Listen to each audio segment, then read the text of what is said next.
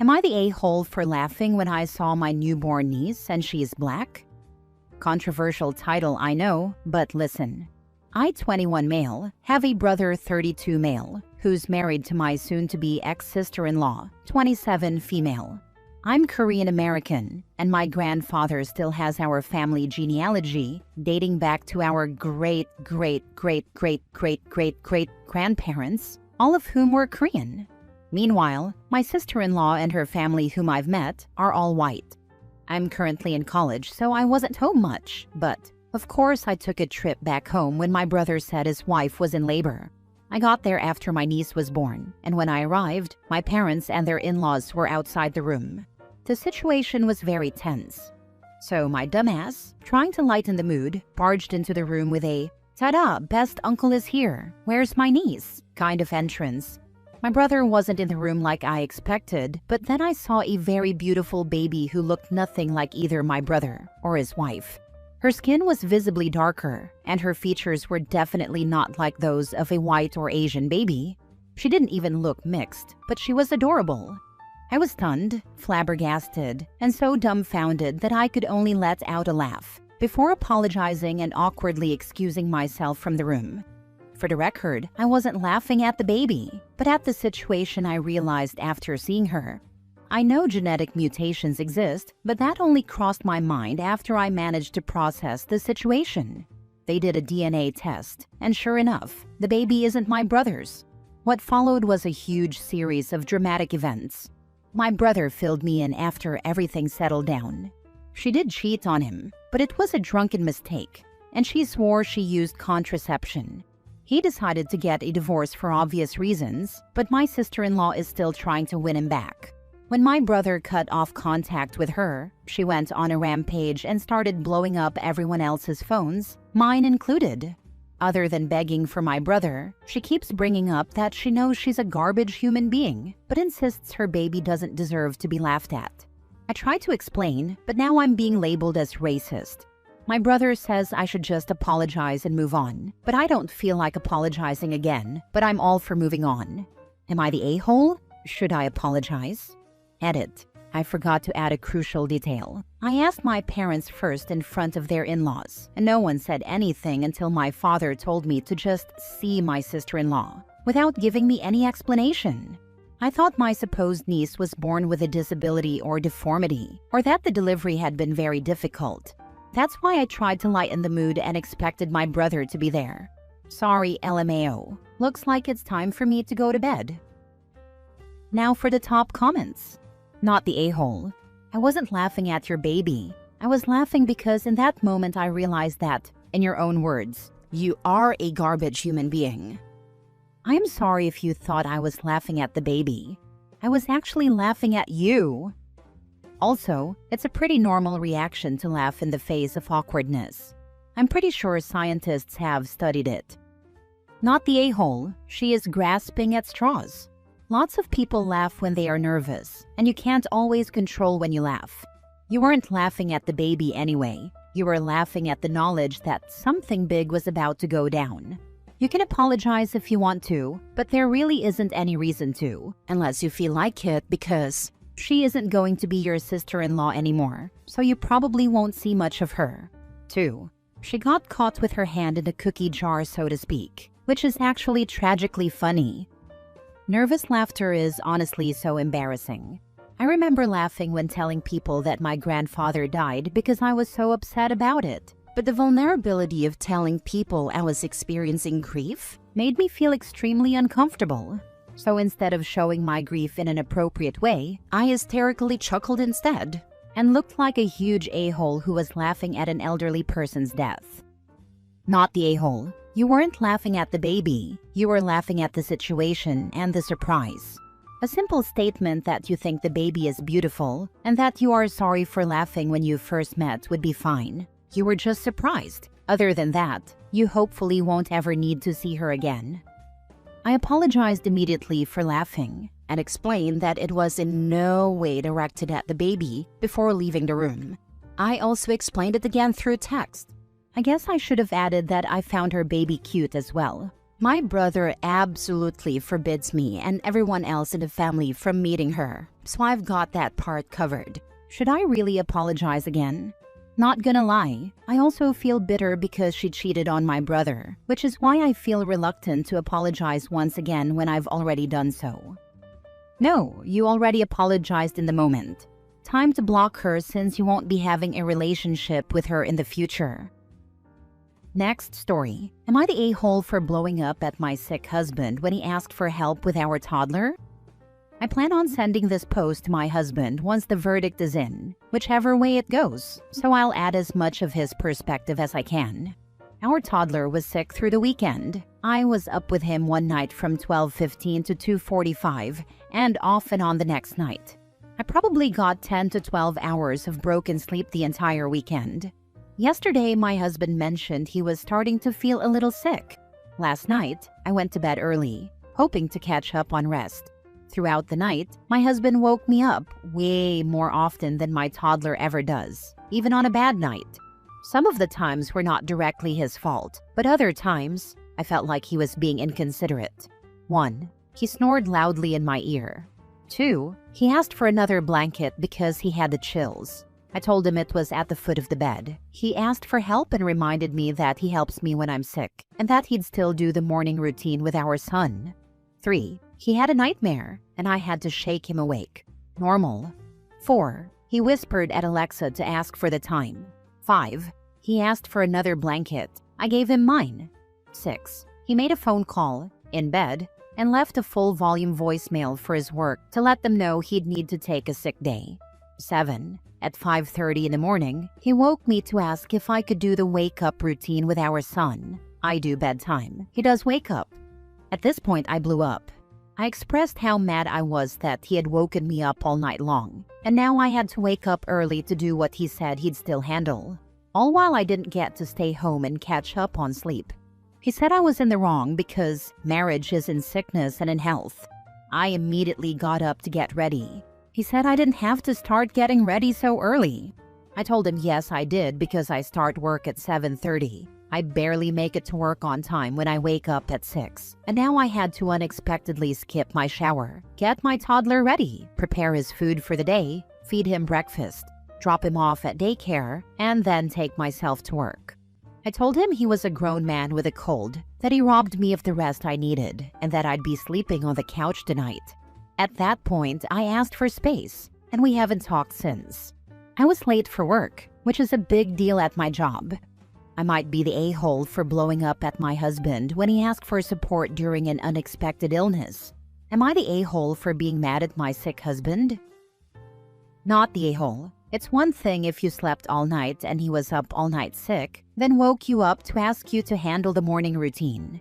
It's another when he willfully kept you awake, waking you up for extra blankets, asking the time, and making a loud phone call is absolutely willful behavior. Your anger is valid. If this is a one-time thing, when he's better, circle back and have a discussion. If this is his typical man flu/cold behavior, he needs to stop it. Sleep deprivation is cruel. Not the a-hole 100%. How do you wake someone up to get a blanket that was at the foot of the bed and start making phone calls in bed while someone is sleeping? That is just rude. If he doesn't know where the blankets are in the home, why? Does he not live there? Asking Alexa what time it is, knowing his phone is right there, gets me more than the blankets, I think. It feels like he's mad that he's sick and is taking it out on her. I'm curious if that's their normal dynamic or what. Yeah, definitely, because Alexa doesn't whisper back. She tells the whole neighborhood. This guy doesn't know how lucky he is, because I would have kicked him to the couch about 3 days ago. His mother's couch. Not the a-hole. Being sick, working, and caring for a sick child is terrible. But your husband is an adult and needs to be somewhat self-sufficient and considerate. He can't help that he had a nightmare or snored, but waking you up for a blanket twice, asking for the time, and taking or making calls in the early hours from bed is incredibly self-centered. And he did not help during the weekend when toddler was sick. Next story. Am I the a-hole for choosing to buy concert tickets instead of using my money to host my son's first birthday? I, 35 female, had a baby, 7-month-old male last year. It was a rough pregnancy. I lost a parent due to a terminal illness while pregnant, struggled to complete postgrad, and then developed preeclampsia, requiring a C-section. During postpartum, I struggled with depression, anxiety, and, at times, due to sleep deprivation, hallucinations. I try to shoulder most of the child care while working from home, and my husband, 35 male, helps where he can. He doesn't experience the same sleepless nights I do, and doesn't handle the majority of child care like I do, because he has a high-pressure job that involves performing intricate surgeries. As much as I love my son, I am exhausted and sad most of the time. I got help for my PPD, but some feelings just don't go away. I grieve the life I used to have, and nobody or nothing prepared me for how consuming parenting can be. I decided I really want to do something for myself and bought tickets to the concert of an artist I truly adore. I plan to finance the entire trip myself, traveling to the venue, purchasing tickets, etc. The concert also falls around the time my son turns 1. I decided not to host a party because I personally think he's too young to enjoy it, and it would just be a waste of money. My plan is to travel solo to this concert, let my husband take leave to care for our son, and then return home. In my eyes, this was an opportunity to splurge on myself for once, and if I wasn't hosting a first-year party for my son, that was totally fine. My husband is very supportive of this decision and already has his leave lined up. However, when I told my friends and family, I received a pretty adverse reaction. They've been commenting that I'm selfish and that my son deserves a big celebration to mark his first 365 days around the sun. They argue that even if he doesn't enjoy or remember his party, the photos would mean a lot to him in the future. I explained that I plan to have a small private celebration with just my husband and me, but everyone seems to be judging me so harshly that I'm starting to feel awful. Am I the a-hole? And more importantly, am I a bad mother? Now for the comments. Not the a-hole. I think your plan to celebrate your little one with a small private party is just right. At 12 months, kids are a lot more aware, excited and engaged than they are at 7 months. But they still won't remember it. They may or may not appreciate seeing other people. I suspect a bit of a happy kerfuffle with just you and your husband will be more than enough. Maybe his first bite of cake and a few gifts to open. Take pics of the cuteness and move on. Your plan sounds great to me. Maybe stop sharing the plans with friends since you're just facing backlash. Loved ones telling you you're selfish is pretty wild to me. Do these people know you? Do they love and support you? Because shaming a mother for a choice like this is not what loving, supportive friends and family do. What they could do is ask if there's anything they can take off your plate, or if there's a way they can help make a bigger celebration work for you. Maybe by offering to bring decorations and help organize things. But standing back and insulting you for not going all out is infuriating. This is the thing. I am so tired of the expectation that people must do all this. Engagement parties, weddings, showers, kids' birthdays, etc. No one offers to help. They want you to do it their way, and if you don't, they torture you about it. They make the entire thing completely miserable and expect you to foot the bill to endure the miseries so they can have Facebook photos to brag to their friends about. If the people around you can't be trusted to have nice things, we shouldn't give them nice things. Excuse my French, but you freaking go, girl. I've heard of some great first birthday ideas, but this is the best one. Your baby has everything he needs and wants. He doesn't care about a birthday party. The people who do care about the birthday party care about it for their own selfish reasons, so why listen to them? You deserve this, and you've done the work for the last 365 days, so go celebrate that. Not the a-hole. Totally not the a-hole. If those people want to host a party for your son, let them. Otherwise, you deserve a break, and it is no one else's business but yours and your husband's. The first year of motherhood can be hell, and if you can get away for a few days to find yourself again, you should absolutely do it. Cheers, and have a great time. Last story. Am I the a-hole for not saying hi to my dad's girlfriend? So, me, 14 female, and my dad, 44 male, were super close my entire life. I was the textbook daddy's girl until about a year ago. For some backstory, my parents divorced 2 years ago after being together for 25 years. I later found out that my dad had been texting one of his co-workers, 34 female, for up to 3 hours a day. I thought it was weird but didn't think much of it. Then she started calling my dad and sending gifts to me and my brother. That's when my mom stepped in, which ultimately led to their divorce. For some reason, my dad denied everything. But surprise, just a couple of months after the divorce, he told me he was with that same coworker now. Understandably, I was pissed. But every time I told him it was too soon to be in a relationship, he ignored me and responded with, "You just don't want me to be happy." 6 months later, he announced that she was moving in. Again, I was pissed. I never liked her. My dad tried to convince me she had done nothing wrong. But in my mind, no woman with any self-respect would be messaging a married man for hours a day. To make things worse, while my mom was dealing with a brain bleed, my dad decided to move his girlfriend in. But that's a whole other story. So now I live with her half the time. I stayed in my room every time I was at my dad's house, keeping my door all the way closed. Apparently, she felt awful about everything, but I stood my ground and didn't interact with her. I do around 20 hours of dance a week, so I was able to avoid her most of the time, but weekends were the issue. One morning, I left my door open while I was on my phone. My dad's girlfriend walked by and said hi to me. I didn't respond, and she kept walking. Then my dad stormed into my room with a "we need to talk." At that point, I was so done. It turned into a screaming match. He called me narcissistic and childish, and I started crying and told him to get out of my room. Nothing got resolved, and it certainly didn't make me feel any differently about her.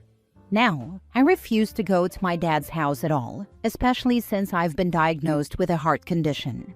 I'm perfectly content staying at my mom's full-time, but I miss what I used to have with my dad. So, am I the a-hole for not saying hi to my dad's girlfriend? Not the a-hole. Your adult dad wants you to act like an adult.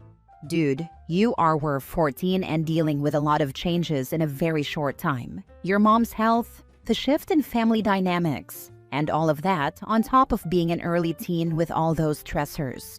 You're not the a-hole for thinking badly about someone who played a role in breaking up a 25-year marriage. But let's also remember, you were on the phone when the girlfriend said hi.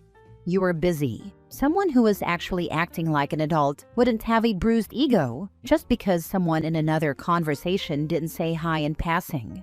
All this to say, if you think older you will regret not reconnecting with your dad, go ahead and get that closure.